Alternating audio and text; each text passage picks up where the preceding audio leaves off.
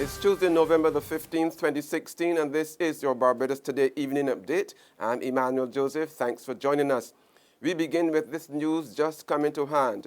Combermere School is now closed until further notice. The Ministry of Education announced today in a statement issued by the Government Information Service that the closure is to allow the ministry to further investigate the environmental issues identified by staff and students. The ministry said it is in the process of securing suitable alternate accommodation for the school population. It also said that parents and teachers will be kept informed in the coming days. In other news now, Director of Public Prosecutions Charles Leacock says law enforcement officials are not doing a good job of going after the ill-gotten finances of criminals. Addressing the opening of a Caribbean regional meeting of asset recovery practitioners at the Radisson Aquatica Hotel Resort this morning, Leacock therefore called on police officers to change their mindset towards investigating such cases as drug and money laundering crimes. We must also change the particular mindset with respect to law enforcement. They are extremely good at investigating the predicates. Murder, robbery, whether they be financial frauds or what have you. They're really good at that. What they're not so good at in respect to running the parallel investigations with respect to going after the money. And that's how you really address the crime problem in any country. You go after the money. And if you disgorge the proceeds, because simply allowing criminals to go to jail for their offense, they might well consider that just part of the price of doing business. As such, if they're deprived or stripped of the illegally obtained money, that addresses the crime problem. There is no incentive to keep offending, or at least maybe to keep offending in that typology. And Chief Justice Sir Marston Gibson, who also spoke at the meeting, said the discussions were aimed at establishing a regional regime which would enhance existing asset forfeiture legislation operations. What we are about to set up, our enterprise today is not going to be an easy one. You're going to meet naysayers, you're going to meet objectors, but we must not be dissuaded from what we are setting out to do. It is important that we remove from criminals the incentive to continue criminal activity. But that's not the only important thing. It is important for us to remove the incentive from younger West Indians coming up and seeing that crime pays. The island's business sector is expressing grave concern that the go-slow instituted at the ports of entry by the National Union of Public Workers is hurting the crucial tourism industry. President of the Barbados Chamber of Commerce and Industry, Eddie Abed, told Barbados Today this afternoon that the industrial action is also posing serious problems for importers whose goods must be cleared in time for the busy holiday period. The Chamber is concerned go slow has started to impede our arriving tourists in the island, and I need not remind everyone in the country that the tourism sector, it seems to be the only one that's growing.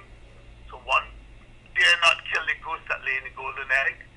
And of course, we're also extremely concerned that all of the incoming cargo seems to be impeded with customs slow and tardy ability to get the cargo out of the ports. And again, this is the busiest time of year for importers, and we have the knock-on effect is that where things would already be done in a day or two, it's now taking 3 or 4 days, and the volume of work has increased significantly. Meanwhile, the heads of the Immigration and the Customs and Excise departments have hit back at the National Union of Public Workers, which had accused them of preventing their staff from attending a meeting last Friday to discuss a number of grievances, including the removal of colleague Akani McDowell from the senior acting position he held within the Ministry of Health. In a statement issued by the Government Information Service today, Chief Immigration Officer Wayne Marshall said he rejected the union's request to hold a general meeting with staff because notice was too short and if permission was granted would have resulted in significant disruption of operations, particularly at a peak period of activity. Marshall also noted that the NUPW had rejected his invitation to meet with him at 10 a.m. the same Friday or any other mutually agreeable time. Acting Control of Customs Annette Weeks also said she had not received any notice of a meeting by the union or any request for permission for staff to attend such a meeting. According to the heads, it is business as usual at the airport and seaport. Former Chief Town Planner Leonard Lenny St. Hill is dead.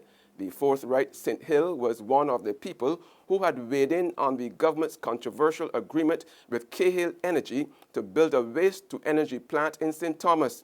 The former town planner had said the plant may come to naught because it had no legal standing. Government has since announced its suspension.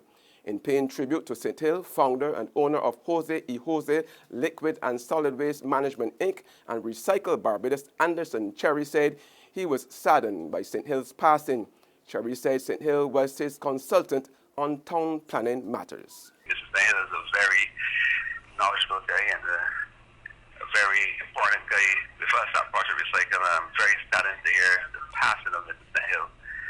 And I know the country, he has done a great good for this country in the town planning issue. And I really today is saddened to hear that news. In sports now, West Indies captain Jason Holder says some of the keys to a successful Tri-Nation series in Zimbabwe, opening tomorrow, is establishing partnerships and getting wickets in the first 10 overs. The series, which involves games between West Indies, Sri Lanka and Zimbabwe, will see the regional team playing their first match against Sri Lanka tomorrow. You know, if you look back on our last few one-day games, we struggled to get partnerships up front in terms of when we batted. So that's one key area we really highlighted in the last few weeks we've had preparing. And then obviously when we bowl, two areas which we really point out is the first 10 overs. Obviously that first power play is key in terms of getting wickets. And not only getting wickets, but controlling the power play a bit more. And obviously the last 10 overs in any one-day game is always crucial. So looking to close out the games a lot better than we've previously done. There's regional and international news after this short break. Get your paper. Only $2.25, $2.20. Who? For what? That's Bear Stare News. I don't read about that on Barbados today since last night. That y'all only care do. $2.20. Who? The Barbados Today, news you can trust. What lazy this Christmas will be. Christmas for we. Maisie, it is all because Republic Bank just like Santa Claus. Maisie, fix up the kitchen and a new TV we getting. A special time to commemorate. Republic will help you celebrate. Get ready to celebrate 50 years of independence right through to the best Bajan Christmas ever with a Make It Happen loan of up to $50,000 from Republic Bank. Give your home a good old Bajan spooser, buy some new furniture and appliances, or take an after-holiday trip to visit loved ones over and away. You could also be one of our lucky winners to share in fabulous prizes. Just visit any branch to apply. Go to republicbarbados.com or call us at 227-2700. We're also available via Skype and FaceTime. Special conditions apply. In Bajan style, it will be great with Republic Bank. Republic Bank, we're the one for you. We're back with news from the region now. Police say they are making some headway in their investigations into the discovery of a woman's body clad only in underwear in front of the Radisson Hotel in Port of Spain yesterday. They say it was a hit-and-run accident and the victim was a street dweller known only as Cheryl. Police believe the woman was thrown out of a Toyota RAV4 on Rykeston Road, where the body was run over multiple times unknowingly by other vehicles. On the international scene, President Barack Obama issued a warning today against what he called crude nationalism in the wake of Donald Trump's victory, saying during a news conference on his final overseas trip that the president-elect had tapped into a troubling strain of rhetoric playing on Americans' fears of globalization to win the presidency. Speaking in Athens, Obama said he recognized an anger and fear in the American population over threats of mechanization and globalization, but that Republican officials did not use facts when making their case about the U.S. economy. That's news and sports, but for the very latest, visit our website at www.barbadostoday.bb. Also subscribe to our e-paper email updates and like us on Facebook. We're also on Izumi Media in bus terminals, our screenplay at supermarkets and gas stations near you, as well as Channel 99 on Flow TV and Mix 96.9 FM. I'm Emmanuel Joseph. Have a fantastic evening.